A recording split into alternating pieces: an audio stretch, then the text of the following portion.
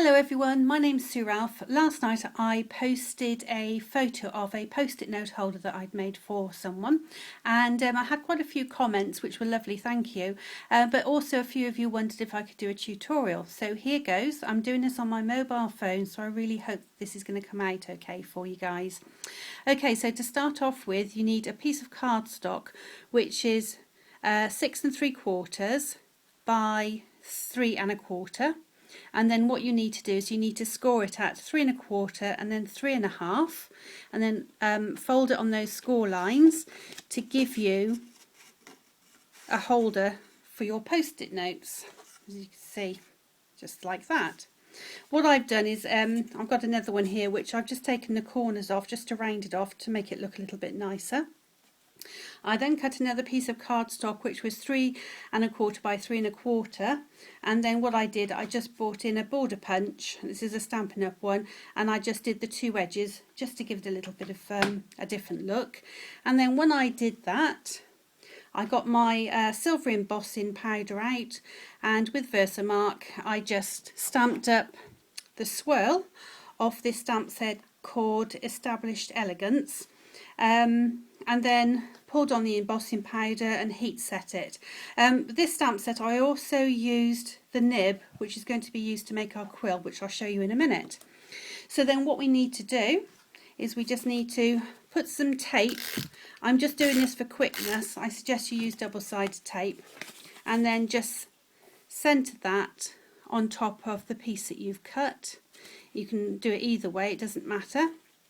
I think I'm going to have the border at the sides, and then just stick that down, okay, like that. And then what else I did then is I stamped a piece of white cardstock with a text, and I actually used a Francais one from Stampin' Up with Night of Navy. That's the colour cardstock I've got. And then I used the framelit dies, the the Deco label, and that's the second size, to cut this shape out. And then what I've done is I've put some sticky pads on the back just to raise it up slightly, and then I'm just going to place this into the middle of my note-it holder, just like that. Just pop that down. Okay, you can see it's starting to come to shape. And then what I did then, you can see these two feathers. I stamped the feathers, and as you can see I've coloured these, and I used several different colours of pen, and again it depends on what colours you like. And I used the Stampin' Up blender pen just so that it wasn't too harsh on the lines. But what I'm going to do now, I'm going to be bringing in some white cardstock just to very quickly show you how I made the quill. I'm going to be using the Fine Feathers stamp set by Stampin' Up, and we're using this feather down here. And what I did is I stamped it up using Tempting Turquoise ink. Okay, so I just stamped it onto the white, and as I said, I did two of the feathers, and then what I did is I coloured them in just to sort of give it a little bit more definition. You can probably see there. I'm not going to colour these in because it's going to take too long, but what I did then, can you see where the end of the feather is? I brought in my Stamp-A-Majig and the image sheet and the quill out of the Established Elegance. I stamped it on there, and what I want to do now is I want to line it up with the end of the feather here, so it goes right over the top. Hopefully you can see what I've done there. Put my Stamp-A-Majig in. And then when I did this one, I actually stamped it with Versamark and then put the gold embossing powder, silver embossing powder on it. But just because it's going to take too long doing this video, I'm just going to go back in and use Tempting Turquoise again. And then, as you can see, I've got my nib on the end, and where I placed my Stamp-A-Majig, press down, and then you'll get your nib in the right place with your feather, and then obviously you can emboss that. And then once you've done that, you have your two feathers cut out, and then what you need to do, just to give them some sorry about that, just to give it some definition, what I'm going to do is to just bend it over the pencil, so that you can see that you've got a little bit of a curl there, and then do the same with the other feather.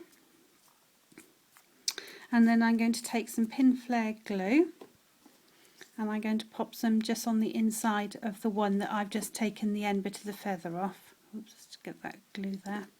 And then I'm just going to pop it on top of the one with the nib and just very gently push it together, but I just want to leave it slightly standing apart from each other so that it gives it a little bit of definition.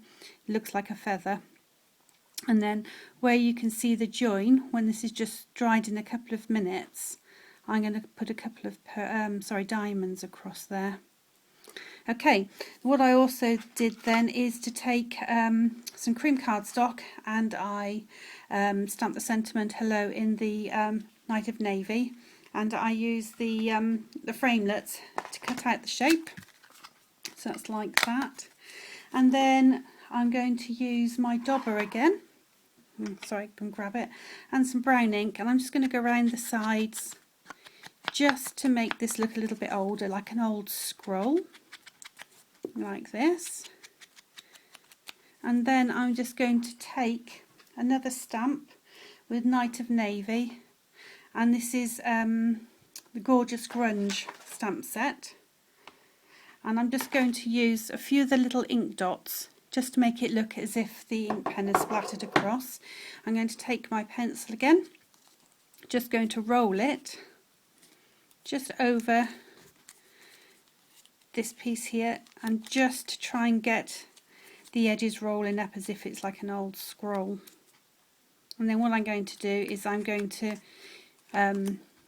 take my quill, just going to pick up a couple of the diamonds, and I'm just going to stick 2 across the joint so it doesn't show. And then I'm going to use a little bit more of the glue, and I'm going to glue that into position over the glue dots. And then what you're going to end up with is this one, and that's going to be your post-it note holder.